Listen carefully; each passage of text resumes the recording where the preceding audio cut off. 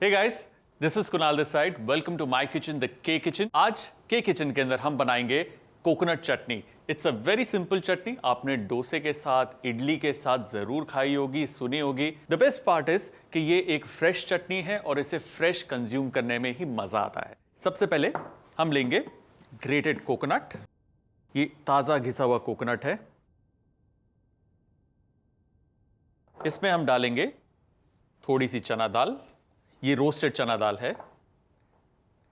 इसमें जाएगा थोड़ा सा अदरक, एक छोटी ग्रीन चिली, एक छोटा सा पीस इमली का, सॉल्ट टू टेस्ट। इसमें हम डालेंगे थोड़ा सा पानी, जस्ट इनफ कि चटनी आराम से पिस जाए।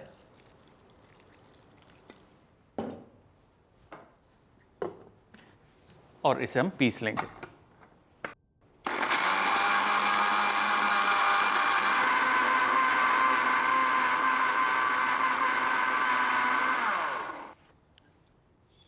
Done.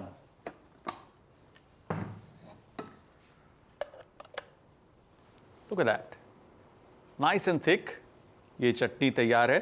थिक है, which is a good thing.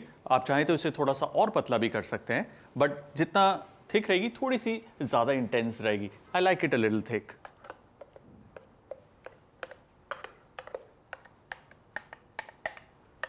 लेकिन ये अभी भी कंप्लीट नहीं है, इसका तड़का बाकी है। इसके अंदर अब हम डालेंगे ऑयल। इसमें जाएगा सूखी लाल मिर्च, उड़द दाल। इसमें डालेंगे मस्टर्ड सीड्स,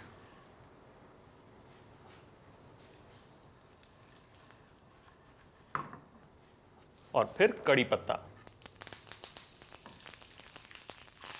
और इमीडिएटली इसे हम चटनी में छोंक देंगे।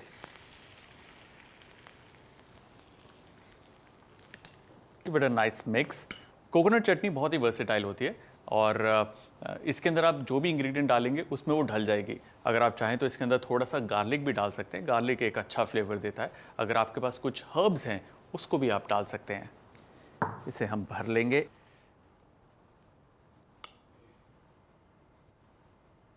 कोकोनट चटनी को आप पराठे के साथ भी खा सकते हैं। इनफैक्ट घर पर ब्रेड है, उसे टोस्ट करके उस पर चटनी लगा सकते हैं।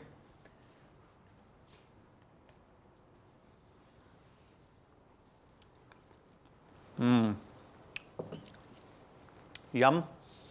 और हमारी कोकोनट चटनी डन।